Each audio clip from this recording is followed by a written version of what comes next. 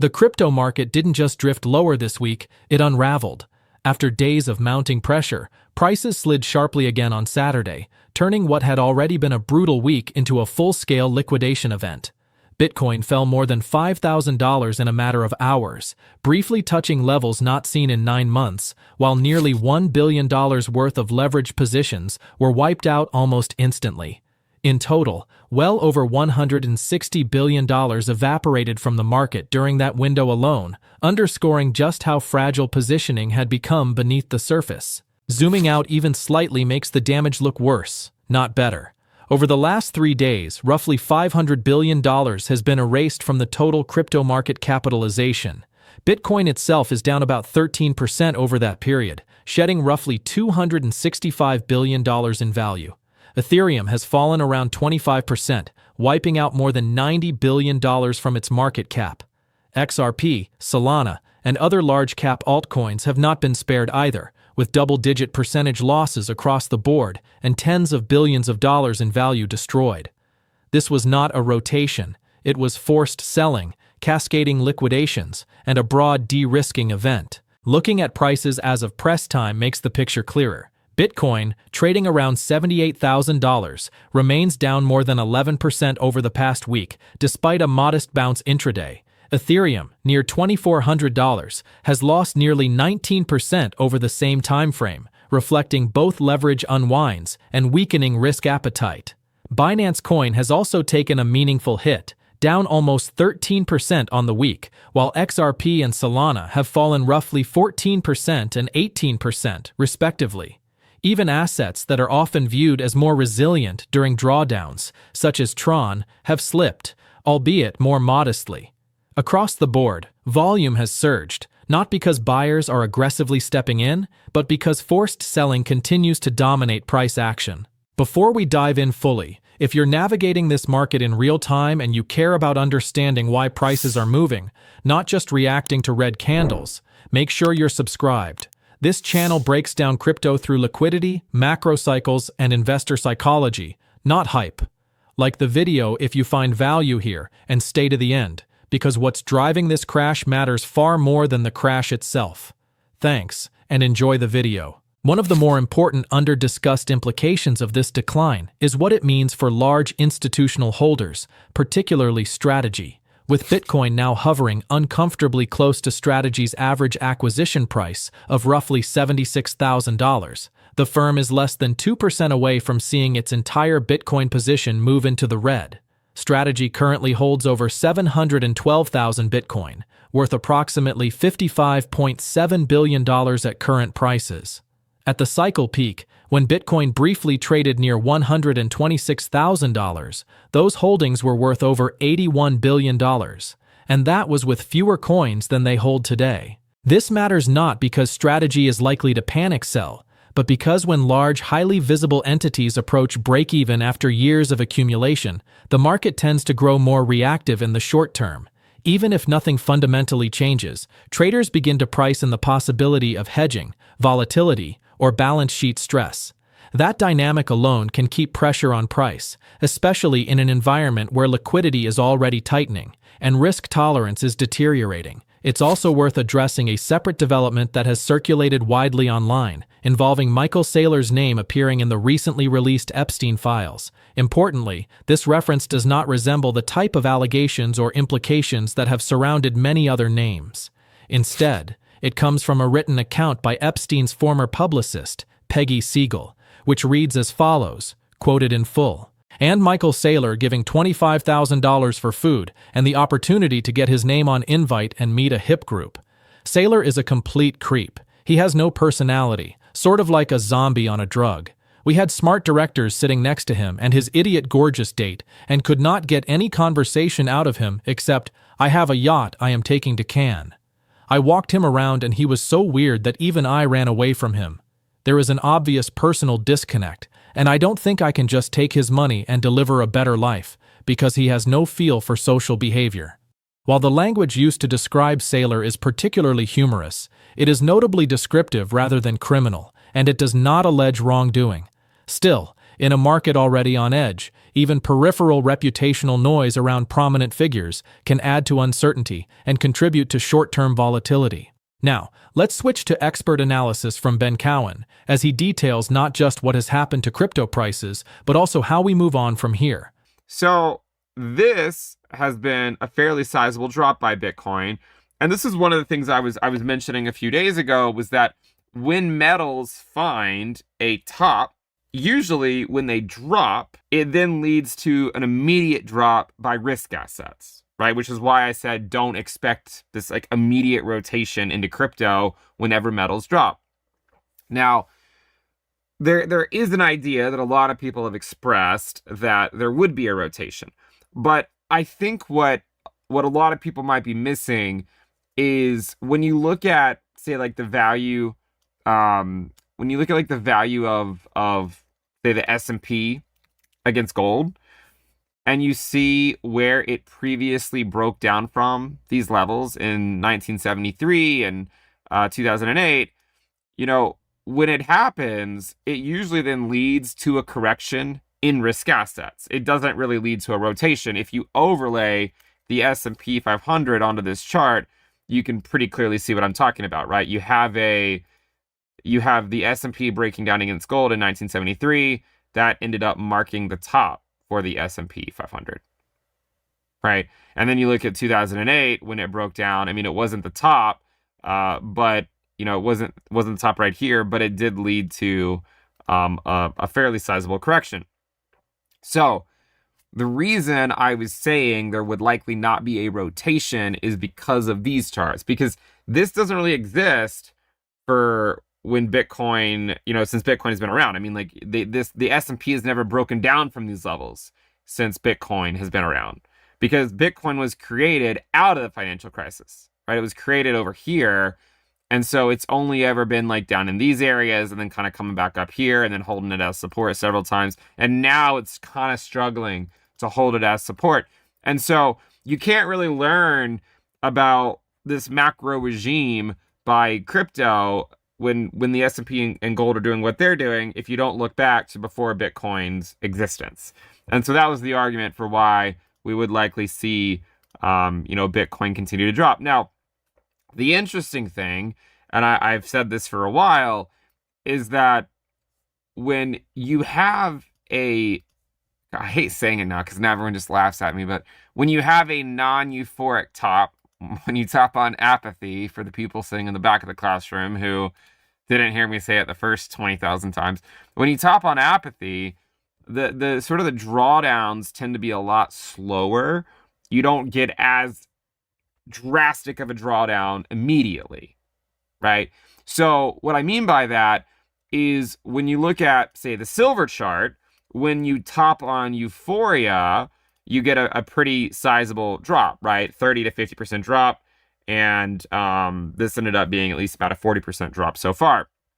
So that is fairly normal when you have a top on euphoria. When you have a top on apathy, it's more of like a slower drop, right? Because even from the highs, Bitcoin dropped about 40%, right? So Bitcoin from the highs has dropped about 40%, which is essentially the same thing that silver dropped on Friday, right? Not a huge difference there. But it should be remembered, right? And I think this detail is lost on a lot of people. It should be remembered that when you look at the valuation of Bitcoin against silver, it is down even with the drop that silver had. Bitcoin is down 74% against silver over the last year.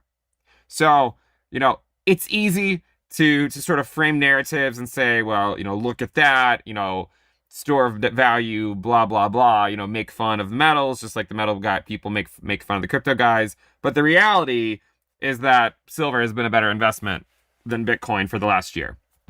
It just has been, right? I don't control the chart. It just has been. And so one of the things that I think we have to look at here is, what does this low tell us right here, right? Is it a sweep of the prior low? Is it kind of testing it? You can see that, more or less, it has gone down to these levels, right? Like it's gone down into the zone that it hit in April of 2025. I think technically I would have to go a little bit lower to actually go below it. The lowest price, 74,441. Yeah, so it looks like the lowest price back then was 74,441.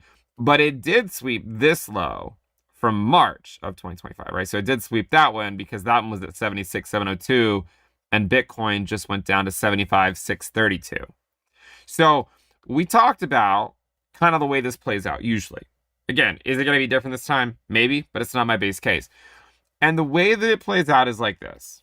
You have the 50, 100, and 200 week moving averages, right? And so historically, the way it works is Bitcoin first falls through the 50, consolidates at the 100, and then goes to the 200. That was in 2014. 2018, no different, right? 50, 100, 200. Same thing in 2022, right? You break through the 50, you break through the 100, you eventually go to the 200. So we already broke through the 50, and then we consolidated for a little while at the 100, kind of like we did in 2022, and kind of like we did in, 2014, very similar idea. And then eventually it just goes to the 200-week moving average. Now, where it gets tricky are trying to time counter trend rallies, okay? Now, I'm going to be honest with you guys. I always am. But to be brutally honest, I'm not trying to time a counter trend rally, right? Like, I've done it before in prior bear markets and with varying degrees of success. Sometimes it works and you get lucky and you can time the counter trend rally, and then other times you can't. And then you just kind of get wrecked. Okay? So I'm not going to sit here and pretend to know if and when there might be a counter trend rally. Cowen's key argument is that crypto traders often attempt to interpret macro regimes using Bitcoin-era data alone, but that approach breaks down when the broader system behaves in ways that predate Bitcoin's existence. Bitcoin was born out of the financial crisis, meaning it has never existed during certain types of macro breakdowns between equities and metals. When viewed through that longer historical lens, the current price action looks less like a failure of crypto specifically and more like a generalized risk-off environment asserting itself. Cowen also addresses the question many investors are asking right now, whether a counter-trend rally is imminent. He notes that Bitcoin has already dropped roughly 40% from its highs, a magnitude comparable to silver's recent decline, and that markets topping on apathy rather than euphoria tend to experience slower, more grinding drawdowns rather than sharp V-shaped reversals. Historically, Bitcoin has followed a familiar pattern in prolonged downtrends, breaking below the 50-day moving average, consolidating near the 100-day, and eventually gravitating toward the 200-day moving average. That sequence has repeated in 2014, 2018, and 2022. While a relief rally is always possible, particularly as traditional markets reopen and liquidity conditions briefly stabilize, Cowen is clear that timing such counter-trend moves is exceptionally difficult and often destructive for traders who get it wrong. Additionally, if volatility in precious metals intensifies further, that pressure could spill back into equities and crypto, delaying any sustained recovery and potentially producing additional downside before a true base forms. The macro stress that has gripped markets goes far beyond price action. It's rooted in a deeper plumbing issue: liquidity.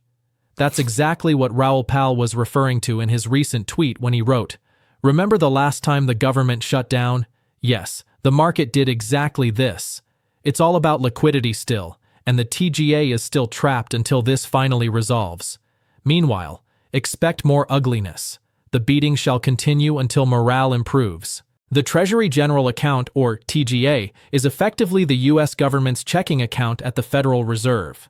Revenues and expenditures flow through it, and under normal conditions, that cycle keeps cash moving through the financial system, providing liquidity to banks and markets. When the government partially shuts down and spending grinds to a halt, the TGA accumulates cash but does not disperse it back into the economy. That creates a liquidity vacuum where hundreds of billions of dollars are sitting idle instead of circulating in money markets and risk assets. During the 43-day shutdown in late 2025, the TGA ballooned toward record levels approaching roughly $1 trillion, effectively removing liquidity from the banking system and tightening conditions for speculative assets like crypto and equities. This kind of liquidity squeeze acts like a tightening of financial conditions that can pressure markets even without rate hikes, essentially mimicking the effects of quantitative tightening, but from the fiscal side. Pal's point is that until that liquidity dynamic shifts, until the TGA begins to spend rather than hoard, and until fiscal flows re-enter the system, prices are unlikely to find a durable bottom. The government reopening and the eventual resumption of normal spending are not cosmetic political events. They are mechanics of liquidity distribution. When the TGA begins to decrease, that liquidity flows back into bank reserves and money markets, easing stress. Institutions like Goldman Sachs and others have observed that once the shutdown deadlock breaks, massive cash that was effectively locked up could flow back into risk markets, relieving some of the liquidity pressure that has been suppressing prices. Pal's emphasis on morale and liquidity, therefore, is not just rhetorical. It's a macro framing of why markets have been so unresponsive, even as sentiment has been negative for months. This isn't simply about traders being scared. It's about the fact that a critical source of cash that normally fuels risk assets has been absent, and until that changes, markets can continue to oscillate lower, frustrating bulls and bears alike. Even if a government deal is reached quickly, the timing and scale of liquidity returning to markets will matter, and the risk remains that price action could remain choppy or volatile as that process unfolds. If today's breakdown helped you connect the dots between liquidity dynamics, macro conditions, and price action, not just red candles, then this channel is where that context continues. Hit like if you found this perspective useful. Subscribe for deep macro and crypto insights you won't see in typical market recaps, and drop a comment letting me know how you're positioning your capital as this liquidity narrative evolves. Your strategy in times like this matters more than ever, so let's talk about it in the comments. Thanks for watching.